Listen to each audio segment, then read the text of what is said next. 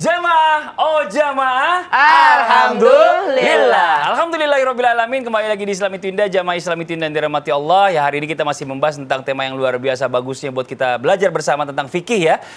Temanya adalah kenali siapa mahrammu. Nah, sekarang kita lanjut lagi nih Ustazah Syifa nih mohon izin nih sebelumnya nih. Ketika seorang anak sudah balik nih, apakah dia mengunjungi sanak keluarga, om atau tante mungkin ya? Apakah itu termasuk mahram atau dia harus menjaga semuanya? Mohon izin penjelasannya. Ini om tante nih jadinya nih. Om tantenya ya, jadi paman bibinya izin Ustadz Maulana, Ustadz Syam, para guru-guru. Bismillahirrahmanirrahim. Apakah om tante kita termasuk mahram? Iya. Jadi mahram itu kalau dalam fikih terbagi dua. Ada mahram mu'abbad, ada mahram mu'aqqad. Mahram mu'aqqad adalah mahram yang posisinya haram dinikahi tapi pada batas waktu tertentu saja. Ya, kemudian ada kebolehan nanti untuk dinikahi. Kita jelaskan selanjutnya. Kemudian mahram mu'abbad. Mahram mu'abbad adalah mahram yang selama-lamanya tidak boleh dinikahi. Tetap haram untuk dinikahi. Ya, dan itu menjadi mahram tetap kita. Siapa saja adalah ibu, urutannya sampai ke atas. Anak perempuan urutannya sampai ke bawah. Saudara perempuan. Nah, termasuk adalah ammah dan kholah. Kholah itu adalah bibi dari jalur ayah. Kalau amah, ibu, bibi dari jalur ibu. Jadi misalkan Mas Fadli punya adik perempuan gitu kan, maka anak Mas Fadli sama adik Mas Fadli yang perempuan itu haram untuk menikah. Nah, kemudian lagi Teh Rani punya adik perempuan, itu adiknya Teh Rani dia haram menikah dengan anaknya Mas Fadli dan Teh Rani. Ya, jadi baik bibi ataupun tante dari ayah maupun ibu itu haram untuk dinikahi. Itu yang disebut dengan mahram mu'abbad. Siapa lagi? Ya, diantaranya adalah anak dari saudara laki-laki dan anak dari saudara perempuan, ponakan jatuhnya. Ya, kita punya saudara laki-laki, dia punya anak, itu haram untuk dinikahi. Berbeda dengan sepupu. Sepupu itu boleh dinikahi, tapi ponakan dengan om ataupun tantenya itu haram untuk dinikahi. Lalu pertanyaannya adalah, apakah boleh kalau kita main ke rumah om tante, kita membuka, nggak pakai jilbab? Diperbolehkan. Tetapi tetap walaupun itu om tante kita, ya, karena mereka orang yang tidak begitu dekat dengan kita, sebaik mungkin kita menjaga aurat. Bahkan bukan di depan om tante aja, depan ayah sendiri juga kita harus jaga aurat. Kebanyakan realitanya di lapangan, anak kalau depan bapak sama emaknya dia udah dewasa, balik, itu jarang yang jaga aurat. Depan bapaknya sendiri pakai baju pendek, you can see leg bone gitu ya. Atau dari kamar mandi, ada ya masih zaman ya. Atau dari kamar mandi dia pakai anduk. Andukan. Pakai andukan. Itu ada bapaknya lagi nonton TV, ibunya, adik kakaknya. Nah, itu tidak diperbolehkan sebenarnya. Walaupun itu saudara sendiri yang mahram. Saudara dan ayah saja tidak diperbolehkan, harus kita jaga aurat kita depan mereka, apalagi om dan tante yang kita nggak tahu mereka itu dalam hatinya ada penyakit atau enggak. Gitu. Aman nggak? Ya, aman nggak sih gitu? Karena banyak kasus di luar sana ternyata pelecehan seksual itu berasal dari keluarga inti atau keluarga terdekat, diantaranya om dan tantenya. Titip ya sebentar, jagain anak saya, ternyata dilecehkan. Nah, ini banyak yang seperti ini. Jadi walaupun mahram tetapi harus tetap dijaga batasan-batasan aurat dan hubungannya. Jangan terlalu dekat. Salaman boleh, ya, tapi jangan sampai pelukan dan lain sebagainya. Ya, ada batasannya. Kecuali anak tersebut masih belum balik, di bawah umur. Kita pengen gendong, cium boleh. Tapi kalau sudah balik, ya, terkadang dideketin juga dia malu gitu. Digendong Kabur berat. sendiri. Digendong berat, Kabur sendiri, Ustaz. ya, berat. Iya. Ya betul, dipegang aja kadang-kadang udah Kalau risih seandainya gitu. kakak atau adik mertua itu mahram bukan? Kakak ataupun Adik adik mertua itu jadi mahram juga. Mahram karena juga, kan saudara ya. Iya. Itu yang disebut dengan pamannya ayah kita dan pamannya ibu kita itu juga mahram. Sama. Yang ke atas, Ya, yang jadi ke jalur atas. ke Mertua atas, nih, jalur jalur ke mertua. bawah, Ke atas. saudara. Nah, itu semua adalah mahram. Itu yang disebut dengan mahram mu'abbad. Nah, tadi mahram mu'aqqad diantaranya adalah anak-anak, diantaranya ada dua mahram mu'aqqad itu. Orang yang haram dinikahi sebab susuan dan sebab pernikahan, salah satunya adalah anak tiri yang sudah disampaikan Ustaz Maulana. Anak tiri yang belum sempat ibunya kita campuri. Nah, sekarang ada pertanyaan nih buat Ustadz Maulana nih, katanya nih, ketika orang tua sudah cerai, yang namanya orang hidup itu kan macam-macam.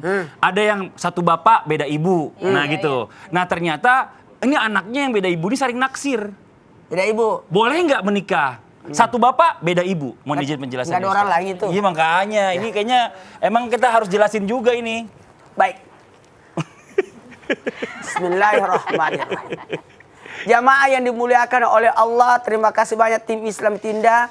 yang betul-betul mengangkat tema ini untuk kebaikan bersama. Tidak ada maksud untuk membingungkan. Tapi bagaimana kita bisa menjaga, kembali lagi, menjaga kehormatan, kemuliaan, derajat, dan nasab. Ini yang harus dijaga. Jadi agama itu demi kebaikan kita. Bahkan agama mengalah, Allah mengalah atas hambanya demi kebaikan hambanya. Sekali lagi, demi kebaikan hambanya. Maka di dalam surah An-Nisa ayat 23 dijelaskan, diharamkan atas kamu mengawini ibu-ibumu, anak-anakmu yang perempuan, saudara-saudaramu yang perempuan. Itu diharamkan engkau nikahi. Sekali lagi. Kemudian saudara-saudara bapakmu yang perempuan.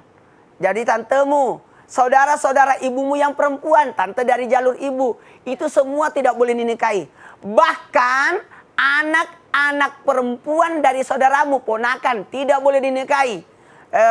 Yang laki-laki maupun perempuan, anak perempuan dari saudaramu yang perempuan. Jadi ponakanmu dari laki-laki, ponakanmu dari perempuan, itu semua tidak boleh dinikahi. Kenapa? Jangan sampai ada hubungan nasab dan jangan sampai ada hubungan persusuan. Itu yang harus dijaga.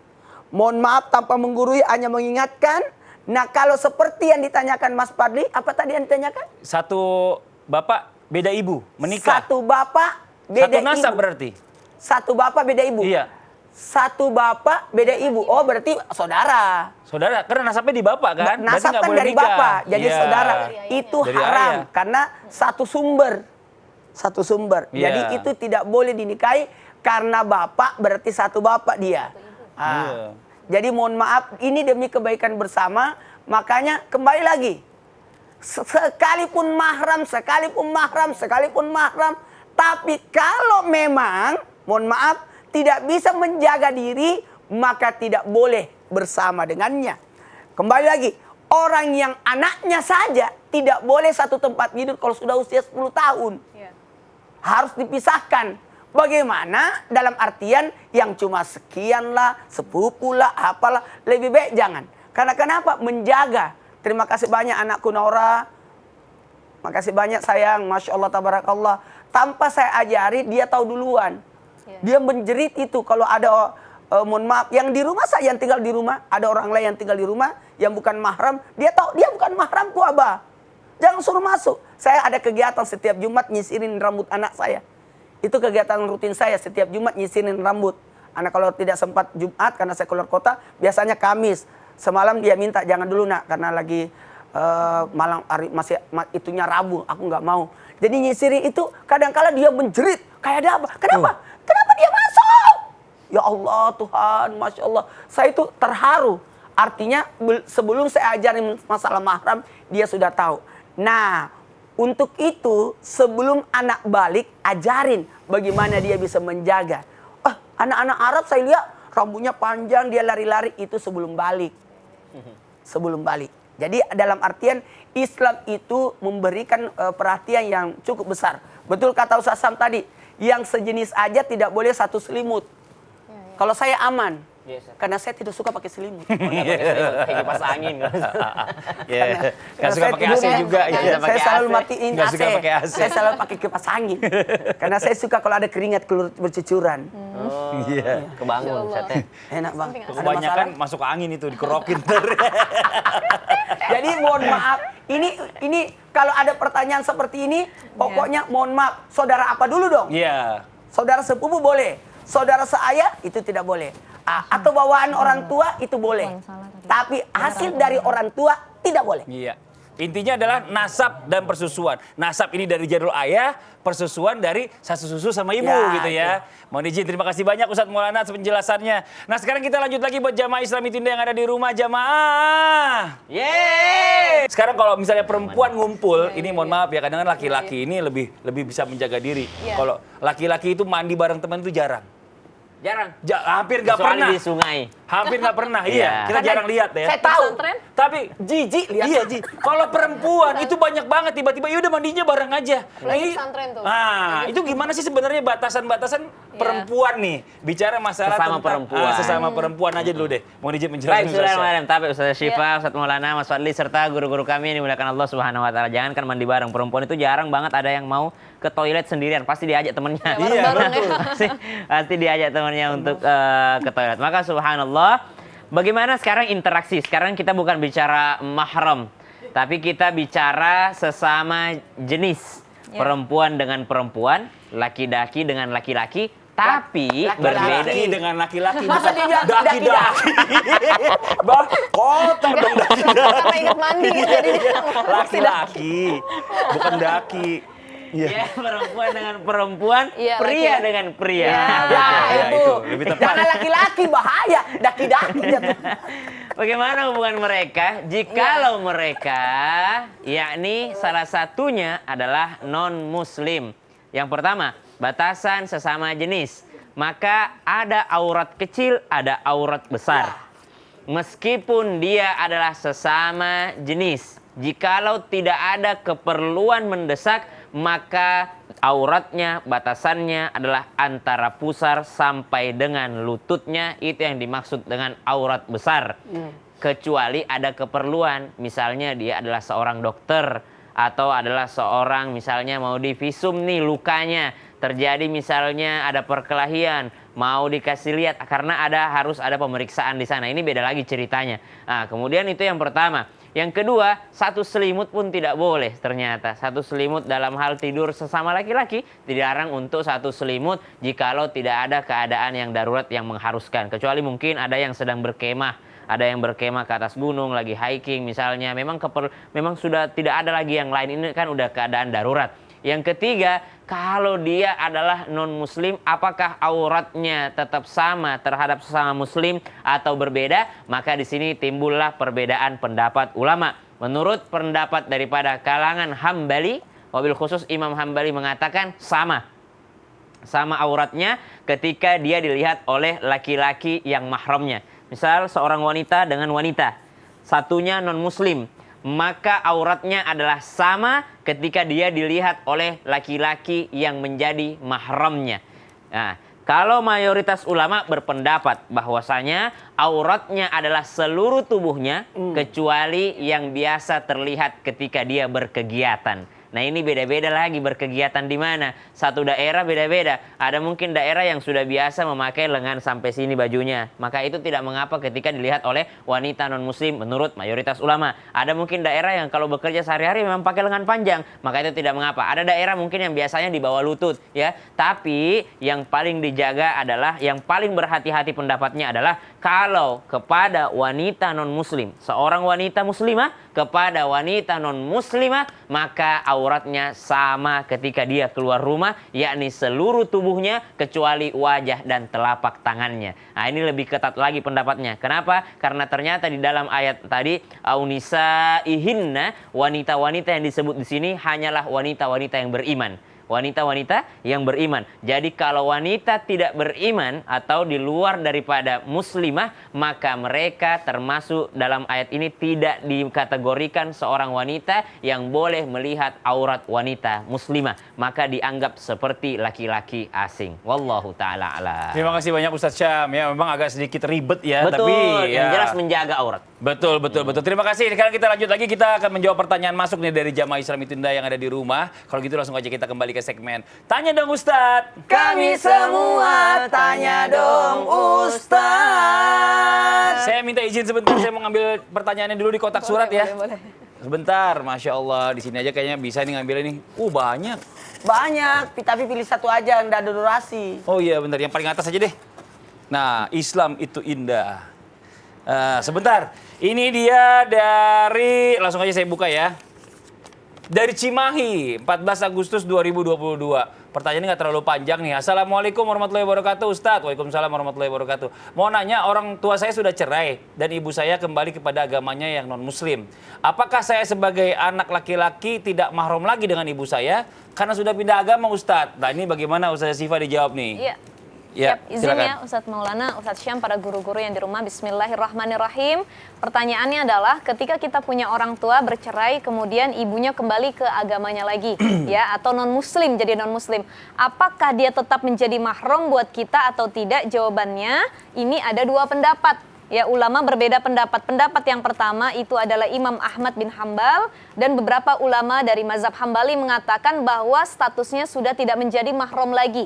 Ya, dan kehilangan status mahramnya ini disebabkan karena tidak bolehnya berduaan. Tapi tetap sebenarnya itu ibu dan anak yang boleh saling ketemu, ya boleh saling salim. Tapi kalau dalam hal safar dan berduaan, kata Imam Ahmad bin Hambal itu tidak diperbolehkan. Ya, atau ayah kita yang non muslim, kita yang muslim, kita jalan berdua sama ayah kita itu nggak diperbolehkan karena bukan mahram dalam hal status tersebut. Kenapa? Karena ditakutkan orang yang non muslim tersebut melakukan hal yang sebenarnya dalam Islam nggak boleh. Tapi menurut agama lain itu boleh, menurut Islam nggak boleh, gitu. Maka lebih baik di sini pendapat yang pertama untuk menjaga hubungan antara orang tua tersebut yang berbeda agama. Tetapi pendapat yang kedua, jumhur ulama mengatakan mau itu satu agama ataupun berbeda agama, tetap statusnya mahram. Ya, tidak ada perbedaan sama sekali dan tidak ada batasan sama sekali. Tetapi jumhur ulama juga sepakat dan ini termasuk dari mazhab Hambali bahwa yang bukan mahram diantaranya adalah jika orang tuanya atau anaknya itu masuk agama Majusi. Jadi kalau dia masih masuk agama yang lainnya itu masih mahram, kata jumhur ulama. Tetapi kalau dia masuk agama Majusi itu sudah bukan mahram. Kenapa? Karena agama Majusi itu dalam agama tersebut menghalalkan hubungan antar saudara senasab. Tetapi dalam Islam itu dilarang, maka haram, ya, atau tidak boleh menjadi mahram, gitu. Tetap harus menjaga jarak, baik hubungannya ketika safar, berjalan berdua dan lain sebagainya. Tapi tetap, walaupun kita tahu, ya, orang tua ataupun anak kita berbeda agama, kita ambil pendapat yang jumhur. Mereka adalah tetap mahram kita, ya, boleh kita berbakti, berbuat baik, jangan sampai berjarak atau merasa, dia bukan mahram saya, udah beda agama, tidak. Dalam Al-Quran, dalam surah Luqman ayat 15 dijelaskan, Bismillahirrahmanirrahim, wasahibuhuma fid dunya ma'rufa. Ya, dan berbuat baiklah kepada orang tua ketika di dunia. Ya, jadi jangan cuman untuk kepentingan akhirat saja, tapi di dunia juga buat baik sama orang tua. Betul. Mau itu beda agama, mau itu satu agama, mau itu satu pendirian, beda pendirian, mau itu satu pendapat, beda pendapat sama orang tua, kita harus tetap berbuat baik. Karena kegalauan kita sebagai anak-anak, saya yakin ini juga kegalauan anak-anak muda saat ini. Betul. Banyak banget yang orang tua itu jadi musuh sendiri. Nauzubillah. Orang tua itu tidak bisa menjadi sahabat atau teman. Padahal sesungguhnya orang tua itu harus jadi bestie buat anaknya. Ya, kalau bahasa kita bestie ya Mas Fadli ya. bestie. Mas Fadli sama anaknya tanya, ada yang mau dicurhatin nggak? Kamu lagi deket sama siapa? Iya. Ada masalah apa, nak? Jadi itu sesibuk apapun harus tetap dikontrol anaknya. Harus tetap ditanya, didekati, ya. Anak juga walaupun kita berbeda negara, beda kota, jangan sampai putus hubungan komunikasi dengan orang tua. Ini zaman teknologi sudah canggih. Masa iya nelpon orang tua 5-10 menit nggak bisa? Mungkin Betul. kalau beli tiket kemahalan, tapi untuk nelpon video call itu sangat mudah sekali. Sesibuk apapun kita tetap berbuat baik kepada orang tua walaupun itu berbeda agama dengan kita. Masya Allah. Terima kasih banyak Ustazah Syifa, luar biasa ya. Buat jamaah Islami Tinda yang di rumah jangan kemana-mana, karena setelah ini kita akan kembali lagi menjawab pertanyaan-pertanyaan yang masuk, yang ada di sosial media Islami Tinda. Mungkin ini pertanyaan dari Anda ya. Jadi mudah-mudahan nanti dijawab sama guru-guru kita, jadi tetap di Islami Tinda. Jamaah, oh jamaah, alhamdulillah. Alhamdulillah.